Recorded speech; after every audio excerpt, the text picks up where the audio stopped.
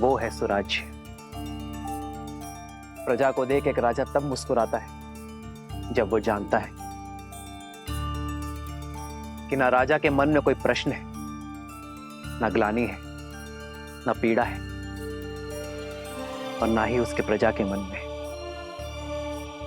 आज मेरी प्रजा के मुख पर स्मित है।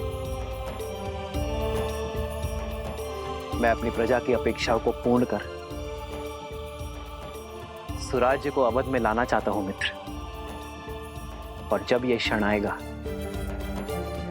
तब मेरे मुख पर स्मित होगा। आओ मित्र।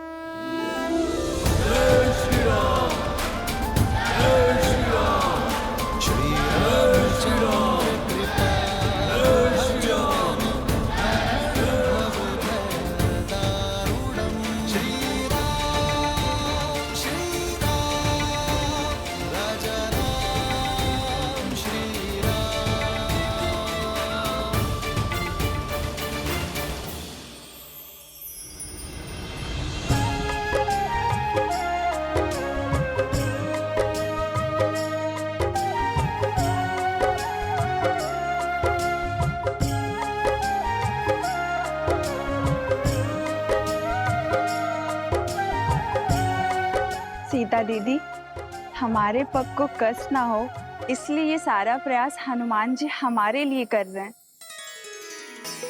किंतु हमें ये सब भा नहीं रहा।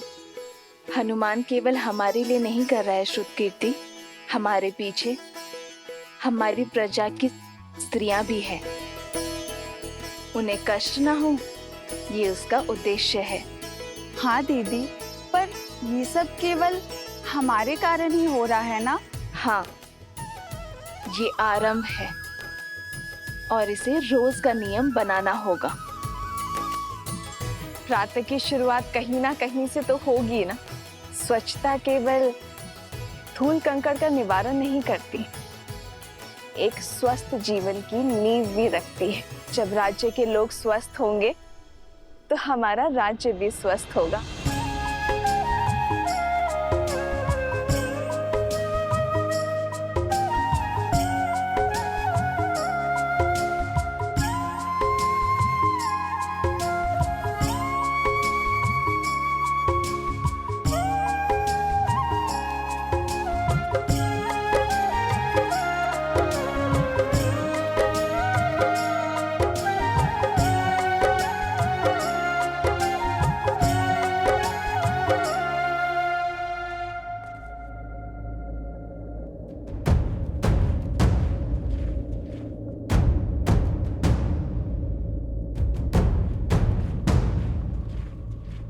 जिस दिन का स्वप्न मैं वर्षों से देख रहा था, वो दिन भव्य और गरिमापूर्ण होगा।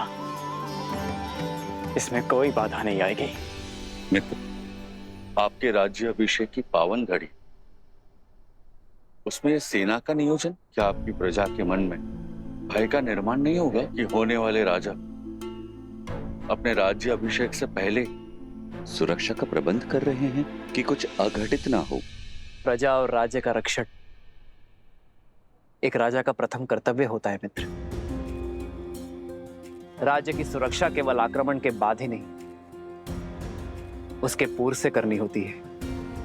राज्य की सेना एक अन्यायी शासक के राज्य में प्रजा के मन में भय उत्पन्न करती है, तो वही राज्य की सेना एक न्यायपूर्वक शासक के राज्य में प्रजा को धैर्य, आत्मविश्वास और सुख की निद्रा देती है। सुराज्य के लिए राज्य और प्रजा की रक्षा हेतु सतर्क रहना अति आवश्यक है मित्र।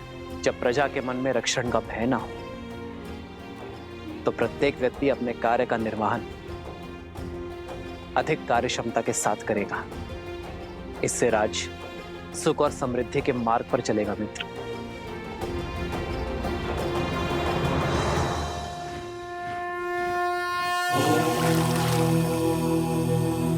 शांति शांति शांति।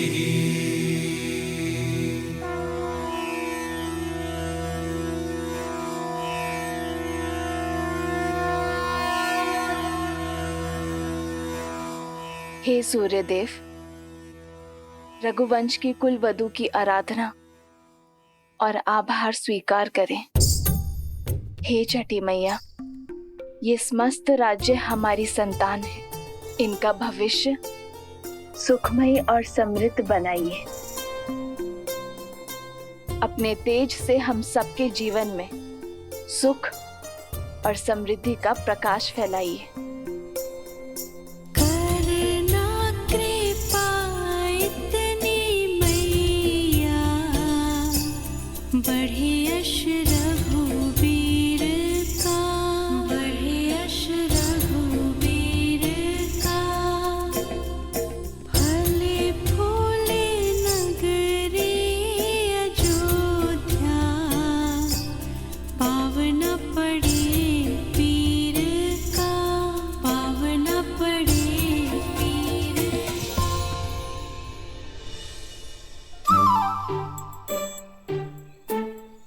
कौन है ये उद्दंडी? कहां छुपे हो? बाहर निकलो।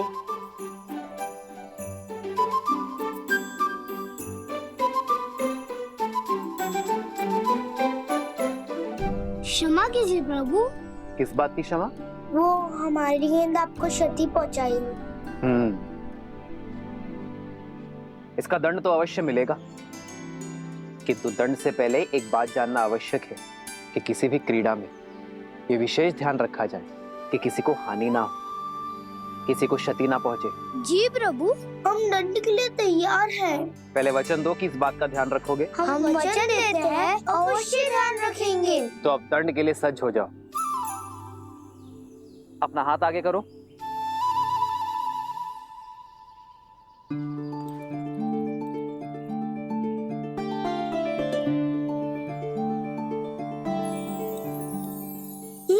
हमारे लिए?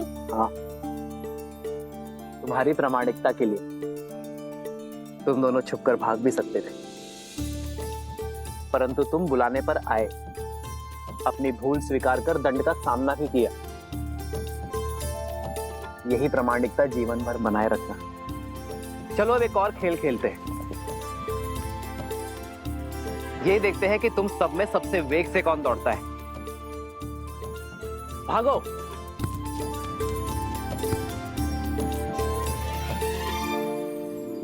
मित्र, राजा का धर्म तो सेवा है। आपने जो इनको ये धन दिया, ये ना लगे कि आप अपने धन का प्रदर्शन कर रहे हैं। जब राजा अपने स्वर्ण और रत्न का प्रदर्शन करता है, तब प्रजा का राज्य के प्रति शक्ति और सामर्थ्य बढ़ता है। मित्र, एक राजा के लिए रत्न प्रदर्शन जितना आवश्यक है, उतना ही घातक धन का मोह है। जब राजा अपनी संपत्ति को लेकर निर्मोही होगा, तभी वो राज्य को सुराज्य की ओर ले जा पाएगा।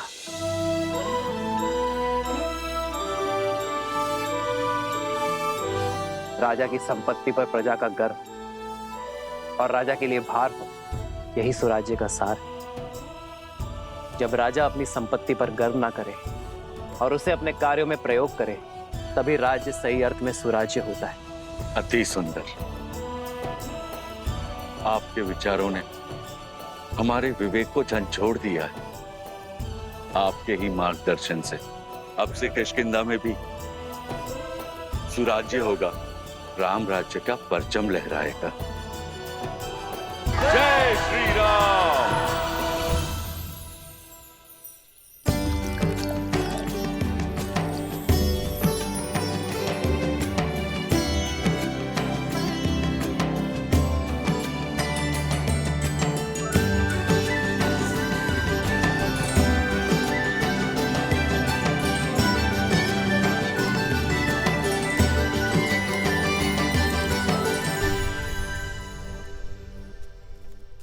अपराधी हो तुम सब। कैसा अपराध? क्या अपराध किया है हमने? अद्भुत। पहले चोरी, ऊपर से सीना चोरी। पहले हमारे जीविका के साधन की चोरी की इन ब्राह्मणों ने, और अब तुम वैध हो। तुम मेरी पत्नी के उपचार और चिकित्सा के लिए मुझसे धन मांग रहे हो, उसके प्राण बचाने के बजाय। मैं ब्राह्मण हूँ, चोरी जैसा शब्द मैं सोच भी नहीं सकता। और ये लकड़ियां यज्ञ के लिए है। ये मेरी जीविका और मेरा धर्म है। हाँ, और औषधियां मेरी जीविका हैं। यदि मैं अपनी औषधियां बिना मोल के दे दूं तो मेरा परिवार कैसे चलेगा? मित्र, ये तीनों ही अपनी जगह सही। अब इसका क्या उपाय है? सुराज्य का चौथा स्तंभ, न्याय। आओ मित्र। प्रभु, प्रणाम प्रभु। क्या हुआ? ये कोलाहल क्यों है अयोध्या में? कोई बात नहीं रघुनंदन, हम तो बस ऐसे। प्रजा का राजा से समस्या छुपाना राजा की हार और राज्य के पतन का सूचक है। निसंकोच कहिए। प्रभु, पूरे दिन सूर्य के ताप में जलकर गिरी हुई लकड़ियां एकत्रित की थी, परंतु बीच में हमारी कुल्हाड़ी टूट गई।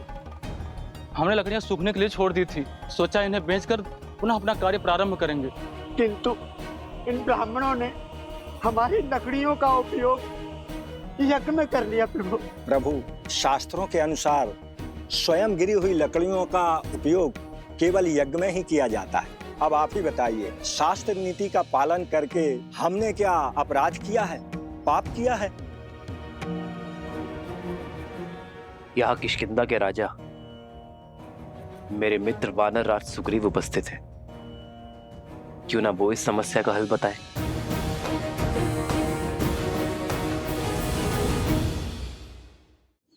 वही सत्य, इन ब्राह्मणों का कोई दोष नहीं।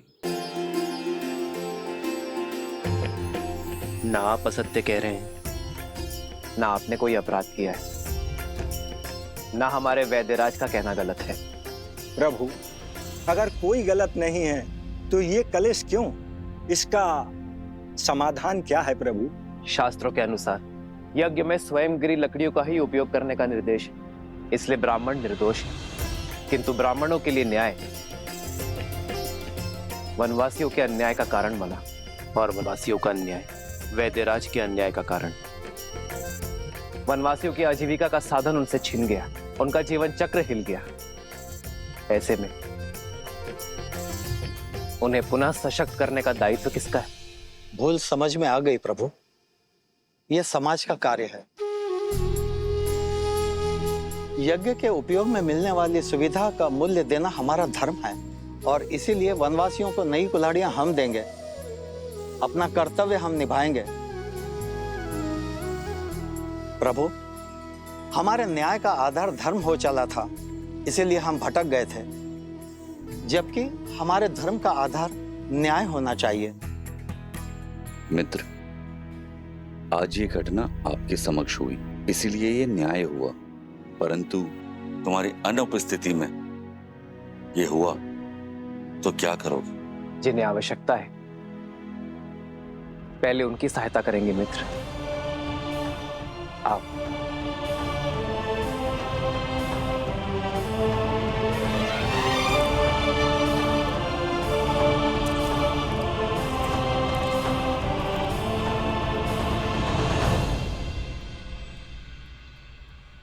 प्रभु, प्रणाम वैद्य जी, क्या मैं आपकी कुछ सहायता कर सकता हूँ?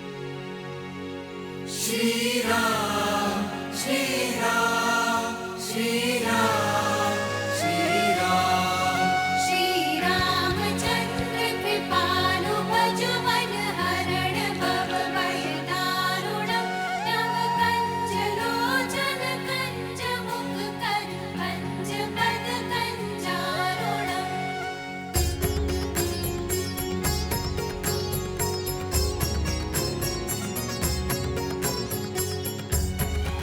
मृत्यु अवश्य ही परमात्मा के हाथ में है, किंतु जब किसी की मृत्यु को अंतिम क्षण तक टालने के लिए पूरा परिवार, अपितु पूरा समाज जुट जाए, तब बनता है सच्चा और आदर्श राज्य। जब किसी के दुख के क्षण में ना कोई ऊंच नीच, ना कोई जात पात का विचार आए, वो कहलाता है स्वराज्य। जब राजा अपनी प्रजा के लिए उससे अधिक कर जाए, जिसमें वो सक्षम है, तब बनता है स्वराज्य।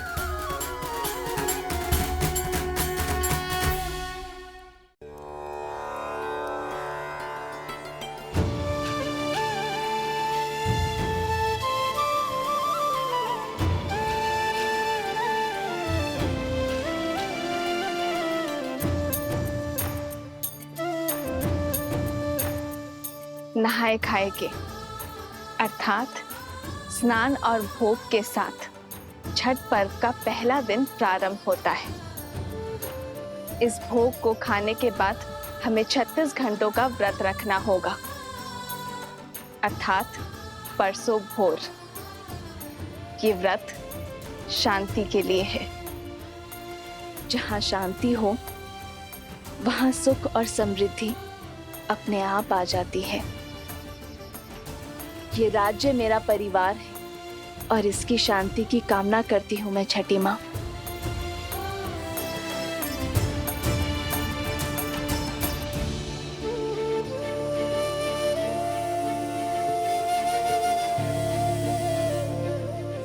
वहां प्रभु श्री राम और यहाँ माता सीता संसार को जीवन जीने का पाठ सिखा रहे हैं। इतने से समय में इतना कुछ सीखकर मैं तो धन्य हो गया।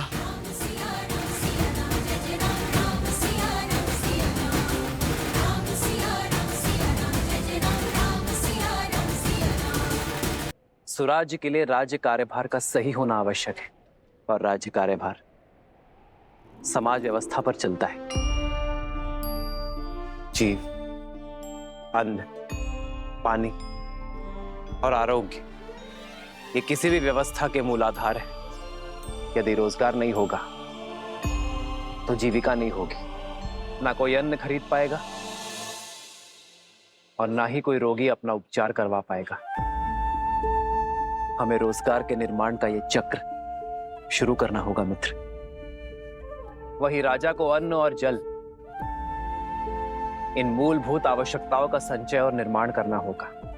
एक राजा को आपातकालीन के लिए अन्न का संचय करना होगा, किसानों के लिए जल संचय की सामग्री का निर्माण करना होगा। और रही बात आरोग्य की, तो अपने राज्य में स्वच्छता की नींव रखना, अपनी प्रजा को निरोगी बनाना और आरोग्य केंद्र का निर्माण करना हमारा धर्म यही कर्म करने की बात करता है मित्र। जहां न्याय धर्म का आधार हो वो सामान्य राज्य है, किंतु जहां धर्म का आधार न्याय हो वो सुराज्य है। मित्र, आप धन्य हैं। अब चले मित्र, छठ पर्व में सूर्य को अर्घ देने का समय हो गया है। जैसी आपकी आज्ञा।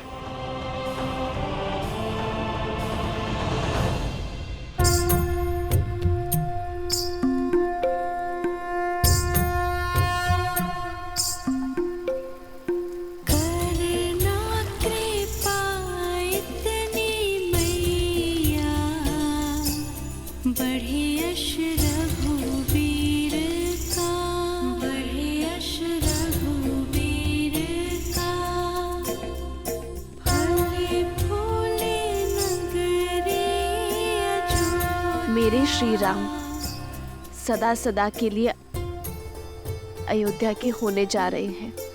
राज्याभिषेक के इस शुभ दिन पर उन्हें आशीर्वाद दीजिएगा छठी मैया।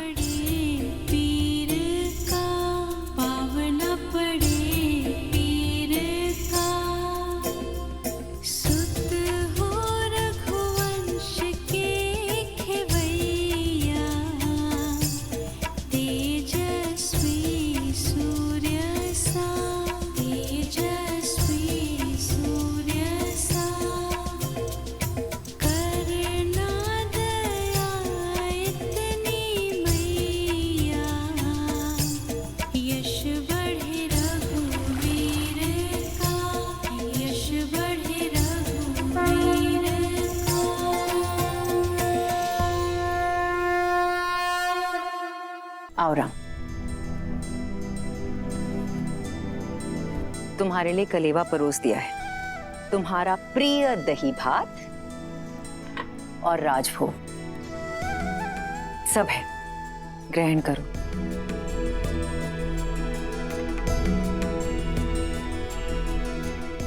माँ, सीता का है?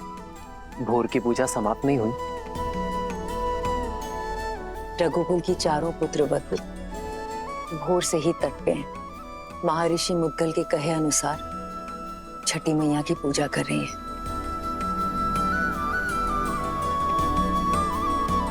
कल तुम्हारा राज्य अभिषेक है राम। कल के पश्चात बहुत से कर्तव्य, बहुत से दायित्व निभाने हैं तुम्हें। ऐसे में तुम्हारी अर्धांगिनी, तुम्हारी सीता, तुम्हारी शक्ति में भक्ति का बल डालने का प्रयास कर रही है। तुम्हारी लंबी आयु और अयोध्या के सम्मान के लिए प्रार्थना कर रही है। रघुकुल के दीप की सुरक्षा की प्रार्थना कर रही है। तब तो समय लगेगा माँ। कुछ खाया उन चारों ने? कहाँ? 12 प्रहर का उपवास है उनका, जो तुम्हारे राज्य अभिषेक से पहले ही समाप्त होगा। परिवार में पुरुष चाहे सफलता के जिस भी शिखर पर पहुंच जाए, उसका आधार, उसकी धरा एक स्त्री ही होती है। और मां, घर की उन्नति में पति पत्नी दोनों ही भागी होते हैं ना, तो व्रत केवल स्त्री ही क्यों रखे? मैं भी सीता के लिए व्रत रखूंगा। राम सिया राम सिया राम सिया राम, राम सिया राम सिया राम। और मेरा ये व्रत सीता के प्रति मेरे प्रेम और सम्मान का प्रतीक होगा।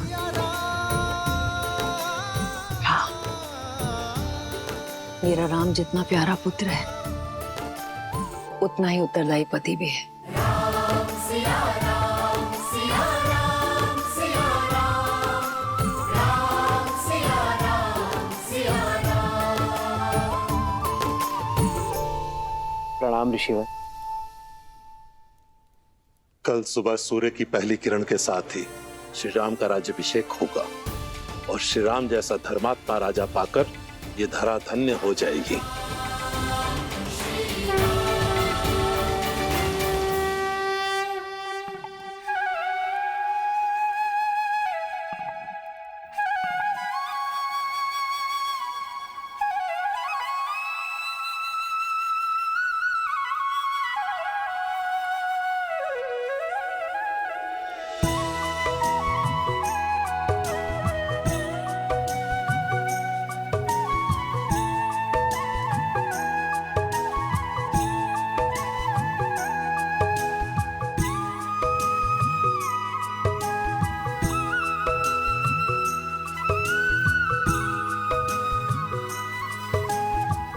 हमारे कारण इन्हें भी प्रातः उठकर आना पड़ा। बेचारे, लगता है अभी भी मीठी निद्रा के स्वप्न देख रहे हैं।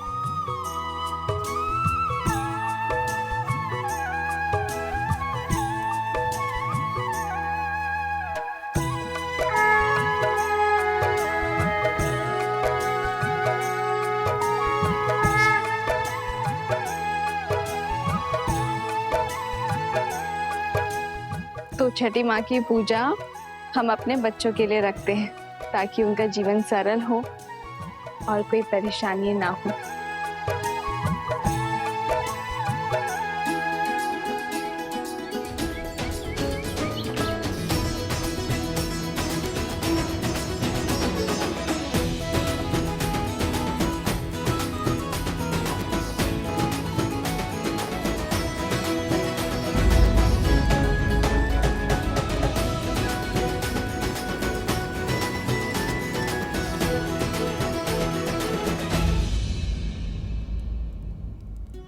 पिछले 14 वर्ष से हमें जिस दिन का इंतजार था, तुम उसका भाग नहीं बनना चाहती हो।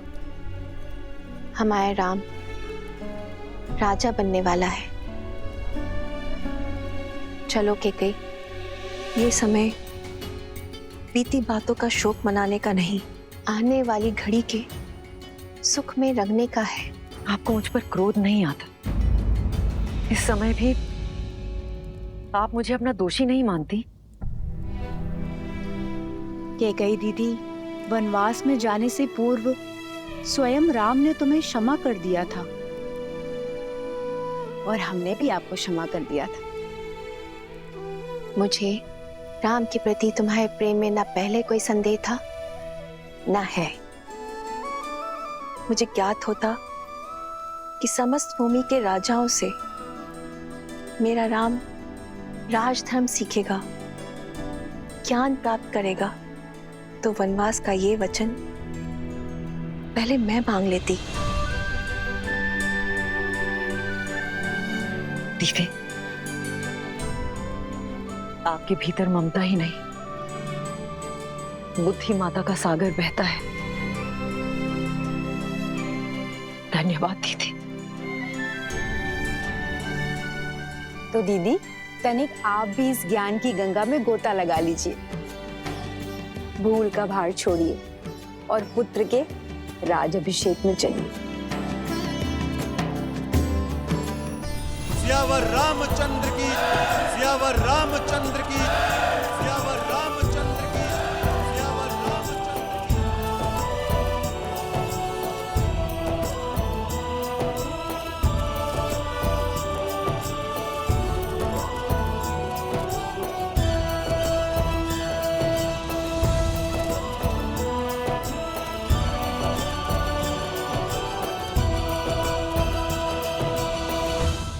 सियावर रामचंद्र की, सियावर रामचंद्र की, सियावर रामचंद्र की, सियावर